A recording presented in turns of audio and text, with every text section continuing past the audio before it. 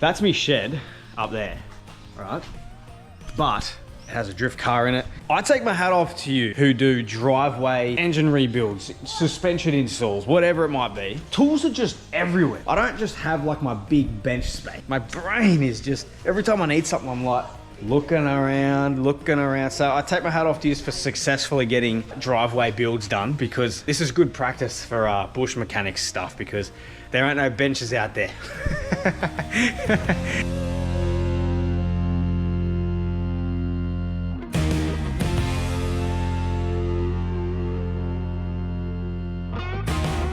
This week, Indy takes over the filming on the GoPro. The Everest gets a much needed beef up with some touring goodies, and I lose my bloody mind.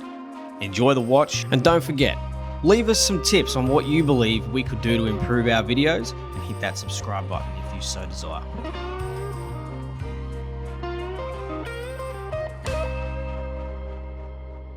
What are we doing today, Nate? Snorkel. I was going to try and do this as a video where I could help you on the installation. The only bit of advice I can give you is tape for when you use a hole saw or any type of body saw. That'll help. But also, it's easier to see your marks because it's a black car. If you've got a white car, maybe that won't matter so much. All right, I'm gonna get some Loctite for these. So if you have ever worked on cars, you'll know those little black clips that hold all the trims in. About 3 or 4 of them came out neat. The rest of them, I'm just gonna have to replace. Everything else so far is generally coming out and in and working really well. Feeling a bit sketchy about drilling a hole. Yeah, drilling into the side of your 4-wheel drive is a pretty scary feeling, eh? But they do give you a template, and you can see here I've got black and red. Black was me stuffing up the template, and red was me fixing it. I was 10 mil out. I didn't align it here. I aligned it everywhere else, but not here. So which line have you got to use? Red. Are you sure? 100%.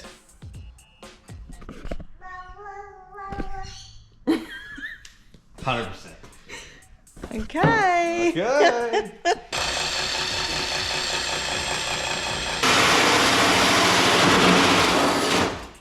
Okay, we have a hole.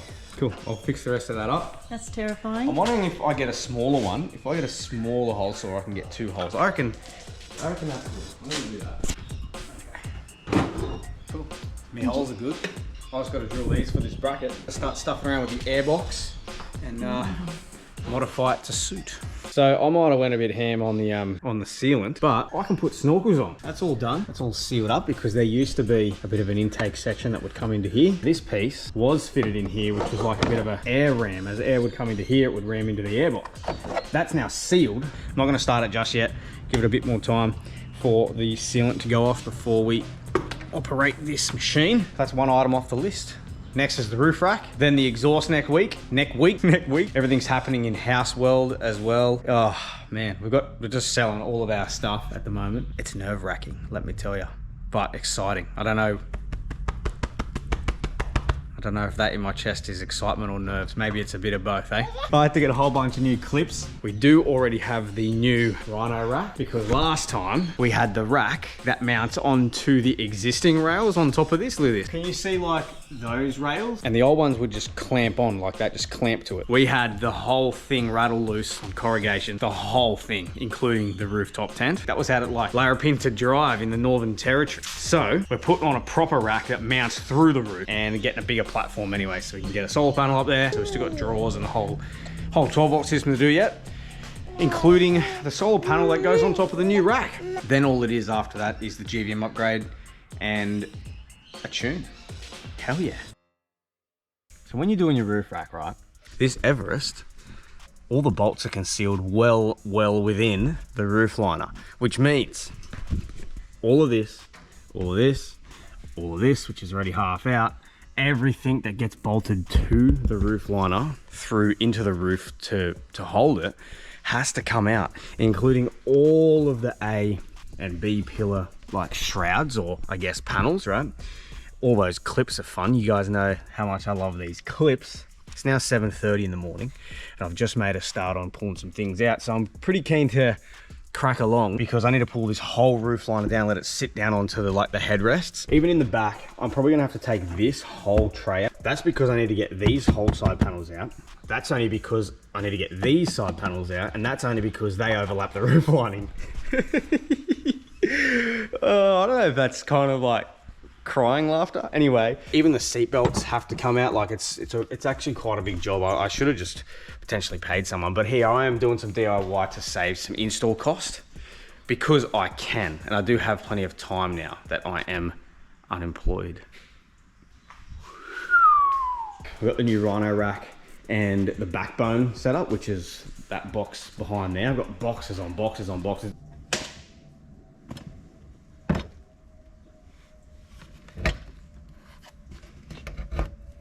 This is probably the one reason that I do actually like doing the work myself, because you learn a lot about your car. With learning about your car, it's actually really handy when you're on the road and you might be in the middle of nowhere and something small goes wrong, or there's a bit of wire that you found when all these were off and you realize, oh, that's probably what's causing the problem. I know exactly where to get to it. So I like doing the work on my cars for that reason, but I mean, I can't really see any of this ever being an issue. Probably more so an issue now the fact that I've stuffed with it. If I might put a wire back in the wrong spot, and I might rub on something and cut. So I gotta be real careful when you put it back together, and I would probably invite you to do the same thing if you start stuffing around with things. But that's all. So this should be able to come out. For whatever reason, it doesn't want to. Let's give it a good tug, ready? All right, what's holding this malacca in? Got him.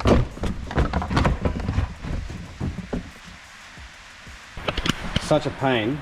I've got to pull that whole thing out just because it's holding these in, just because that's holding that in. It's just a, it's just, isn't it just the classic, oh yeah, it should only take me a couple of hours. Sometimes us blokes can be very naive and optimistic, all in one little package right before we start a project like this, isn't it? In truth, but it's actually all coming out very nice. It's better than destroying your roof lining if you try and pry it. You might like kink it and then it'll never look the same. Definitely worth all the extra effort, in my opinion. Another positive thing, it gives you good access to give it a really good vacuum out, because even just over time, little bits of sand get through all these little cracks and it's all just laying in here. In truth, there isn't that much, which is good. And this car's actually been halfway around Australia. Either way, it is still a really good opportunity to get in here and clean everything up properly, so you know it's clean. These clips always worry me. One. Here's the next one. Fun fact, Jade just completed a 140 kilo squat, so I'm really scared to tell her that I just broke a clip. Lucky. I gotta laugh. Yeah, it's just this one here, Jade. The whole thing actually snapped off the back, but it should be held in by this rubber and it'll hold in tight with all these other clips, so it's okay on this one. Right. But I need to take out these whole black pieces, Jade, because that's holding that in and that's holding the roof liner in. Like, I'm literally pulling the whole car apart. Sounds like a fun job for Yeah. you. Yeah. So that's the kind of state your car gets into when you install on a backbone. So if anyone has any issues with anybody who ever does an install for them and the cost that they charge, just know that this is what you got to do. This is definitely a big job, so no whinging on price, all right? No whinging on price. If anything, jack your prices up. If you're a small business owner doing this, god damn, there is some carnage. I don't know if you can see it just up in there. That there is one of the bolts. I have to take a nut off. Probably see it moving right now when I move the rack up top. So that whole track now lifts off like that. I'm going to be replacing this with the backbone. So now that both of those rails are off, this is the backbone. Let's unbox this. One thing I always seem to have bad luck with is specific models of parts not being exactly what I want. I always seem to have to modify stuff that supposedly is manufactured to suit a specific make and model. So I'm very interested to see if these bolt holes line up. It already feels nice and sturdy, which is good. That says 1, 2, 3, 4. Yay. Tell you what, in terms of weight, that's actually not too bad. Like, I reckon I could do like a 55 rep max on this. It's very light. If there's one piece of advice I can offer, it's isopropyl alcohol at the feet before you apply your butyl mastic. That way it gets a very, very good adhesion. But we're getting there. Still got to put the roof liner back in there. Jesus, I've also lost me 1/4 inch ratchet. That is nowhere to be seen. I don't know what the friggin' hell I've done with it. Classic. Now this, from Rhino. That is our rack. Once you get those backbones on, it's pretty straightforward with the mounting hardware. I have the max trucks up here and obviously the solar panel for the 12 volt in the car. I'm just gonna try to figure out a good neat spot where to put that solar panel wiring. Yeah, run it to the Anderson plug straight to the DC charger. That's the plan. But right now, this is our rack. Just gotta finish nipping it up now and we're done. So I figured while I'm in here, right, I'm gonna get the wiring from the solar panel through the grommet and in and tuck it behind all the panels over there and get it ready for the charger. It's gonna be in this area, just here. So that's the cable there that I've loomed it all up. Gotta find a nice neat route behind this panel here. Probably get it down to the floor and just up and leave the Anderson plug over here somewhere, and then I can adjust the length later once I get the drawers and the battery system in. We are gonna test the really ultra slim solar panel. I'm pretty certain the efficiency is not gonna be as high, but in truth, I don't actually know. I don't have any experience with it. So keen to see how well it actually goes. I've got a couple more brackets to put on there just to sturdy it right up, but I'd be very interested to test it against a full size panel because it is a hell of a lot lighter. Seeing as we're running a car that doesn't have the craziest of GVMs and GCM, we are doing an upgrade, of course, but I feel like every little bit's gonna count at this stage. So I don't know if I'm just overthinking it, but the roof line is going back in. When I started, it was about 7:30 this morning. I think it was about 2 hours to get all of the bits and pieces out, just with a bit of, you know, foresight and really just taking it easy, like really trying to figure out what I needed out to get it done. Bit of stuffing around with the ceiling and everything of the rack itself. Very important to do that properly. So I took my time with sealing it up and getting it mounted properly. If you're gonna go ahead and do this for yourself, it's honestly not too bad. Getting this roof liner back in, everything's just going into place quite nicely. I think it might help the fact that it's a newer vehicle. I've only ever worked on older vehicles, you see. Everything's brittle, everything breaks. Everything's just going back in so clean. I am liking it. Like all that's just gone in perfect, nothing broke. All that, still yet to do this one, but everything's just gone in bloody clean. Whee, my daughter is over here. She has something to say. You got something to say? Are you going quiet now? Oh. Might have to include a little bit of footage that she shot on this GoPro on her own the other day when she was down here on the floor.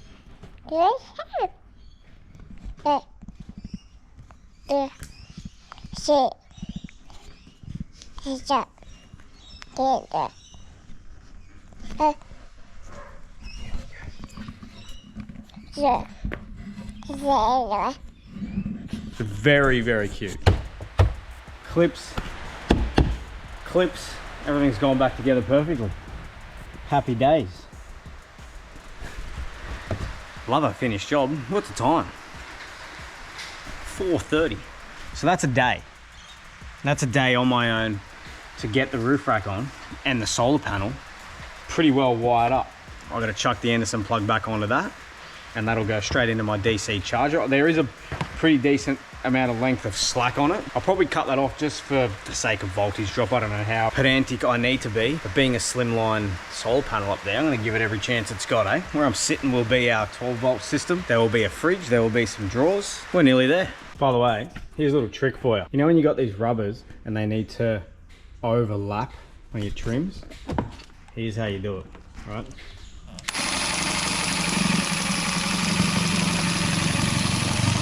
Boom. Don't be putting your fingers in there and try and shimmy it down. Nah. Drill, depending on which side you go and which direction, just choose the direction and it'll just eat it up. You're welcome. Next thing we're doing here is removing the third row of seats in the back of the Everest that are normally folded down to create the cargo area. I want the space and I actually just want to get the weight out of it. I don't know exactly how heavy these are. I've unbolted them. I'm gonna lift them up and see, but I can't imagine them being too heavy. There's not much to them in truth, but what this is gonna allow me to do is put a false floor in.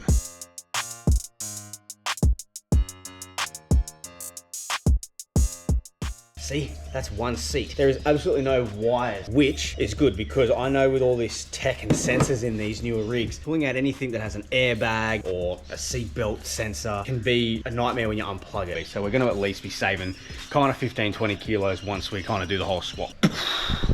That feels like a win to me, especially in an Everest like this where the GVM, GCM, even with the upgrade, is still going to be pretty slim pickings. I'll be picking that false floor up in a couple of hours. So I'm going to see if I've got enough time to maybe put this Ultimate 9 throttle controller and the scan gauge, seeing as they just plug in. Or I'm just down here in the footwell right now.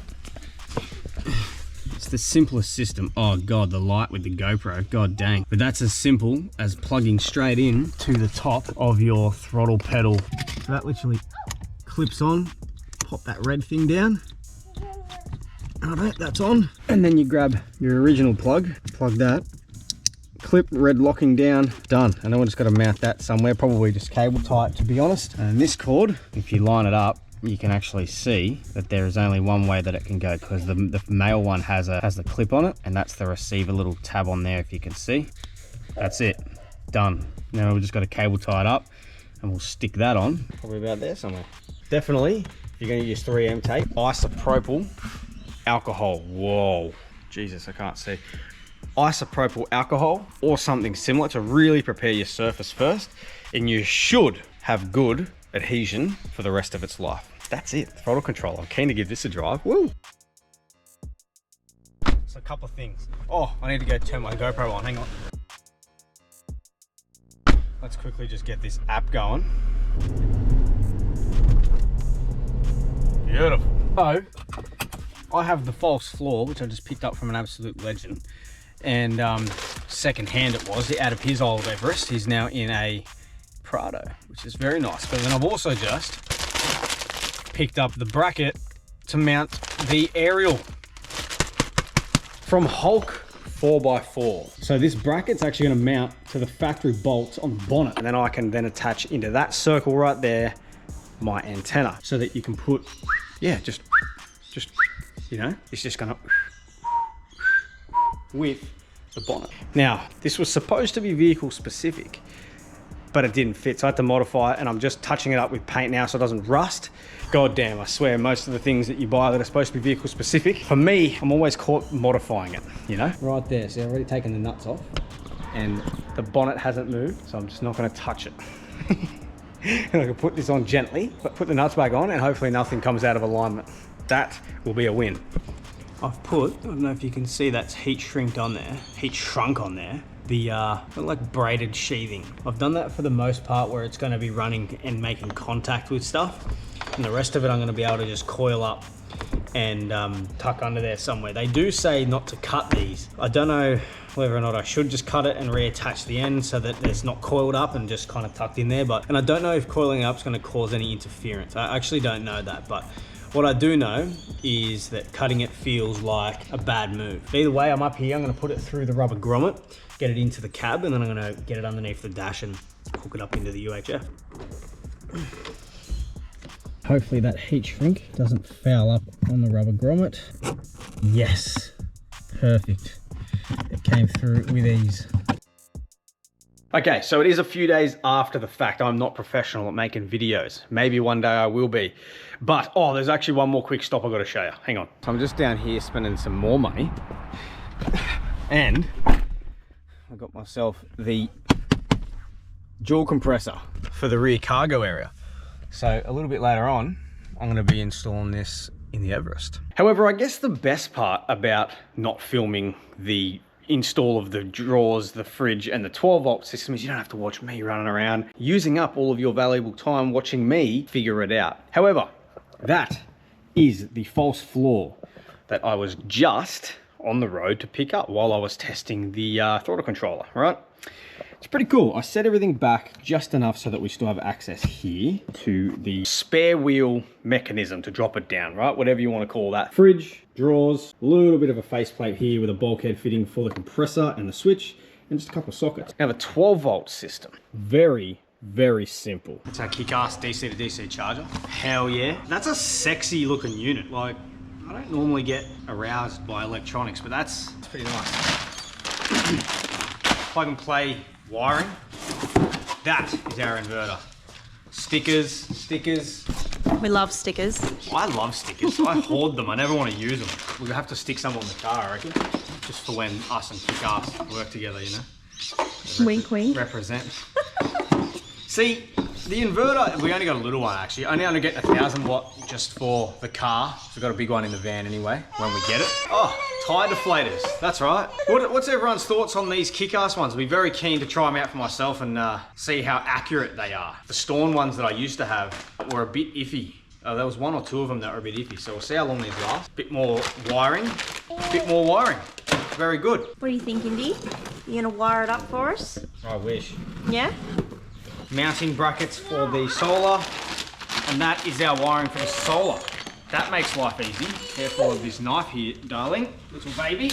That's pretty solid wire too. That just makes it easier to feed through the grommet, which is good. Camp lithium. Gotta be careful with your knife there. You go too deep, you end up cutting all your goodies. You don't want to be cutting your goodies. Oh, yeah, that's not as heavy as I thought. That's a very sexy looking battery. Almost a shame that half of this stuff is going to be hidden away because it's actually like quite aesthetic. Kick-Ass, you're nailing it on the aesthetics. Tell you what, this GoPro really doesn't like this bloody LED light. I really like this. Bit of aluminium angle that bolts to the back of the top drawer. 120 amp lithium is in the back here between the fridge and this board. And everything else is just mounted to the front. It conceals all the wiring away nice and neat. And this bad boy, the dual ARB compressor, which is, it pumps real quick. I've got to admit, I'm very happy with it. So that's it. Nice and simple. Let's open up this sexy 3-inch exhaust. See how she looks. Yeah, that is beautiful.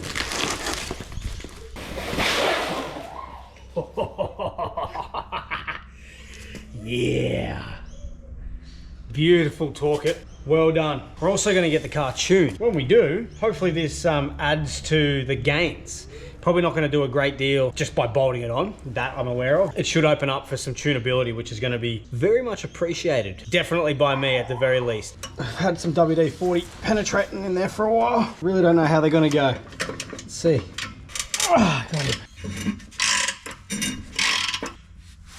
One. Boom. Yes. These are coming off so much easier than I expected them to, which is a win, right? Except for it's always the last one. I just sheared the bolt off. I was gonna say she felt tight. That's all undoing very, very easily. Get this hanger to slide off. All right, so far we've got a little muffler installed. Loosely, anyway, so I've still got a bit of free play to line the rest of it up. What is good though, is the bolt that I sheared, the new pack actually comes with, hang on, I don't know if you can see at the end here, there's actually 3 on that flange. So it actually comes with supplied bolts and nuts to mount the rest of the tailpipe on. So that is not a problem. Another win, yay. The WD in there, moisten it up, slot that hanger in, just like a glove. So that's it. A part of me wishes that you could see that more while you're standing behind the car because it just looks sick being stano. However, being all tucked away and dumping down to the floor, I like that. I might just lay down here for a bit. Kind of feels good on your back laying down on the concrete. Laying down on this cord ain't doing me back any good, but thanks so much for watching, by the way. Creating content is literally nothing without the people watching. So hopefully this has been either informative or entertaining to some degree. If you've got one of these, being a Ford Everest, and you wanted to do this at home, you can. It is actually a pretty simple job. It's literally 4 bolts to undo, 5 bolts go back in, and 2 hangers. That's it. And 1 gasket, you know, and then obviously the 2 pieces of the exhaust. Super simple. If you don't feel like rolling around onto your car, pay someone else to fit it. But for the simplicity of it, I thought I'll save the install cost and I'll roll around on the concrete and do it myself. So, I did mention before that I'm not very good at making videos. I still forgot to film so much stuff, like even wrapping up the video, you know, like an actual ending. So, I'm just gonna sit down here with my wife so we can both say goodbye. Are we saying goodbye? Yeah. Oh, goodbye. To let you know, next week, hopefully we might have a caravan. You did ring them. And Yeah. they did say it's assembled. Yes. They just said it's in Melbourne, right? Yes, it just needs to be trucked up. Trucked up. The Everest is in for a tune all week. It so is. it's going to be very exciting to get back. It's also getting a few maintenance items done because it doesn't take them a whole week to tune. Hopefully next week we've got a dialed in, spec'd up, dyno tuned Everest, which is going to be cool. And hopefully a caravan. So that hopefully is a much more interesting video than this one, seeing as it's just been me talking the whole time. My daughter is enjoying a protein ball that I made. Yummy. They're a bit dry. They're a bit dry. Dad doesn't know how to make protein balls very good. Anyway. We have 3.5 weeks left until settlement day, until we've got to be out of the house. We still haven't got the van yet. We don't have the Everest for this week. We have a little Buzzbox Yaris. If you can see that out the back there. So it's going to be interesting. I've been doing a heap of packing, getting ready, but I can't actually do much until we get the van. So let's just hope we get it. Nobody wants to watch people pack up their house, so we're trying to make these videos as interesting as I actually enjoy watching packing videos. There you go. Each to their own then. Hopefully this video has been good. We'll catch you next week. And hopefully we have a van and a spec'd up dyno tuned Everest to show you. That'll be cool. See you next week.